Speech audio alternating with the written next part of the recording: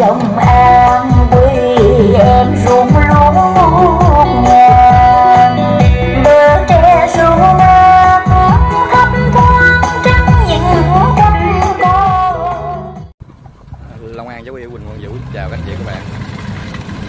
Đây có hai con máy cua ta 70 đang chạy trước, còn con kia cua ta 95. Tại sao? Xã gì quên rồi, huyện Tân Phước.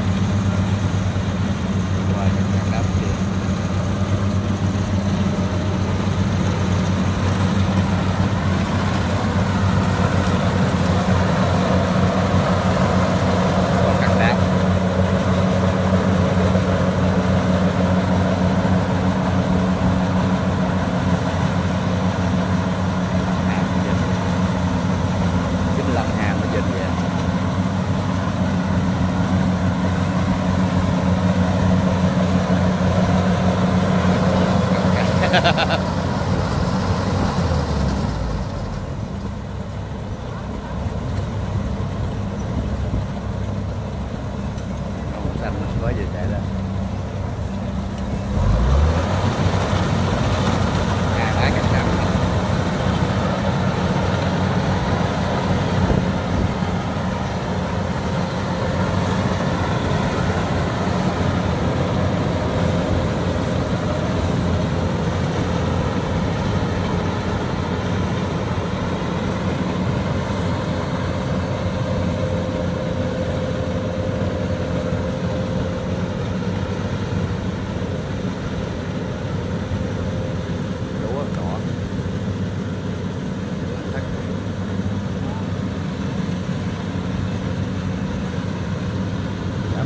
Dài sao cái chậm nước.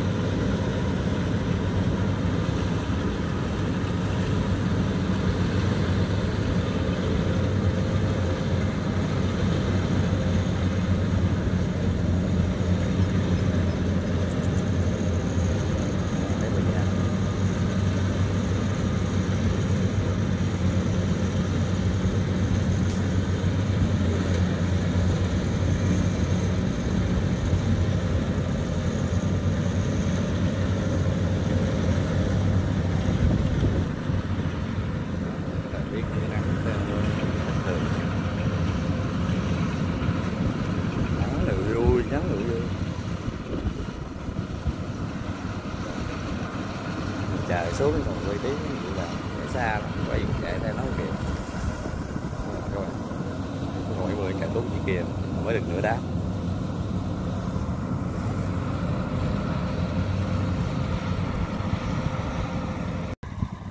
Đây hai con 95 là cắt này nè các bạn.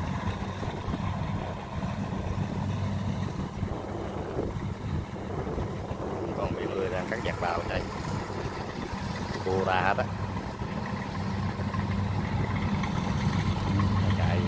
Dòng xuống dưới quay lên rồi đó.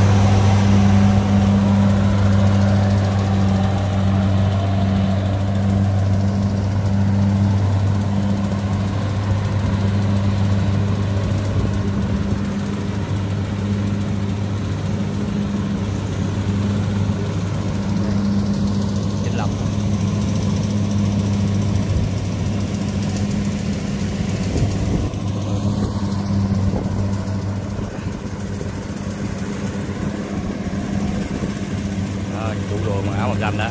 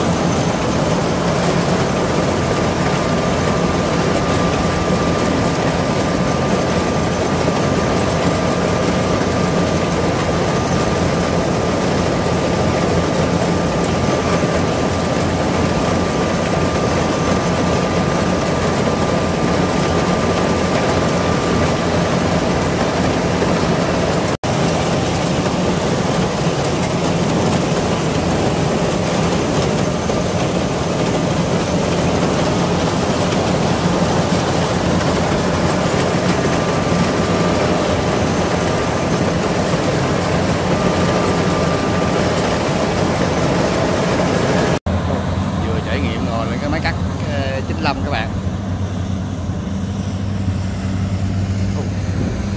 rồi con mệt nó mà ngồi lái đây con 95 nãy mình vừa ngồi lên này các bạn. Thằng kia mất cái gì trộn không vậy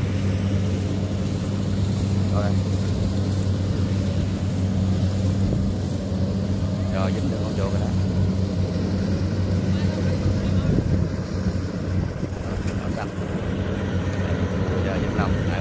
Leo ngồi lên trải nghiệm coi cái hàm cắt nó to cái nào đó, nó ồn lên nên mình không nói chuyện được. 95 DC 95 GM này các bạn, hai con tướng mạng các bạn thấy ngồi lên cái máy cắt lúa coi cái hàm cắt đó, hai con đi xuống dưới đó xíu nó quay lên các bạn.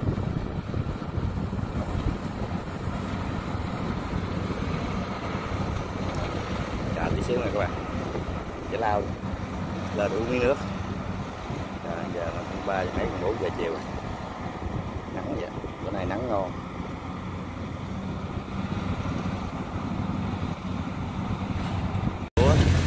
Lên đường